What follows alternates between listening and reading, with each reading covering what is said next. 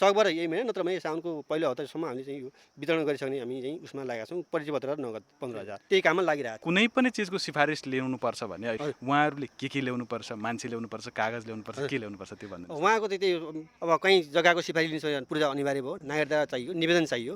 सम्बन्धित ठाउँमा त्यस्तै अब मिटरको लागि हो भने अब जग्गाको चाहियो, एउटा कागज चाहिँ चाहियो, नागरिकता अनिवार्य भयो र निवेदन मलाई यो चाहियो भनेर निवेदन चाहियो। कति चाहिँ नजानेर आउनुहुन्छ, कति चाहिँ गाविसले गरिदिइहाल्छ, सचिवले गरिदिइहाल्छ भनेर नि आउनुहुन्छ। यो अहिले भूकम्प प्रभावितहरू जो हुनुहुन्छ नि, हजुर। उहाँहरूले गाविसबाट वा गाविस सचिवको मातहतबाट चाहिँ के सहयोगहरू पाउन सक्नुहुन्छ? जुनसुकै ठाउँमा पनि अहिले चाहिँ के छ भने अब कागजको हिसाबमा पनि अब काहीँ चाहिँ केही राहत पाइन्छ भने पनि त्यही सिफारिसै माग्छ।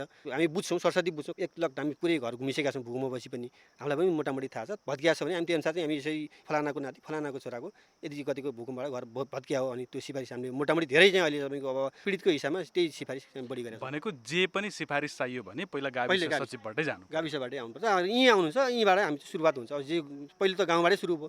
जेसुकै सिफारिस बनाउनु पर्यो भने पनि सामान्य चाहिने कागजपत्र के हो? सामान्य भने नागरिकता, एउटा नागरिकता चाहियो। त्यसपछि अब कुन प्रकृतिको हो त, अब नाताप्राणी पनि नागरिकतै चाहियो। मुख्य कुरो चाहिँ नागरिकता नभई त त्यो उसो त्यसलाई चाहिँ पहिचान गर्न सक्ने अवस्था रहेन। अहिले यो भूकम्पले ती कागजपत्रहरू हराएका ओरेका छन् भन्ने केही गर्न मिल्छ?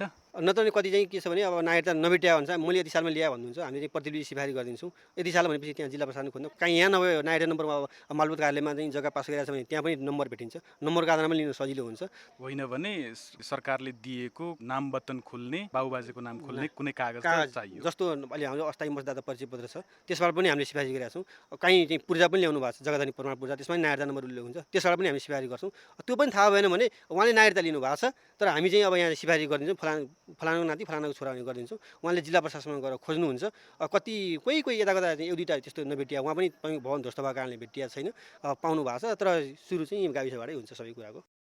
गाविस कार्यालयबाट पाउने यस्ता सेवा सुविधाका बारेमा अझ थाहा पाउन तपाईँले आफ्नो गाविसको सचिवलाई सोध्न सक्नुहुन्छ र अरू सरकारी कार्यालयमा गएर केही कागजात तयार गर्नु छ अथवा अरू कुनै काम गर्नु छ भने पनि त्यसका प्रक्रियाका बारेमा तपाईँले आफ्नो गाविस कार्यालयबाट जानकारी पाउन सक्नुहुन्छ।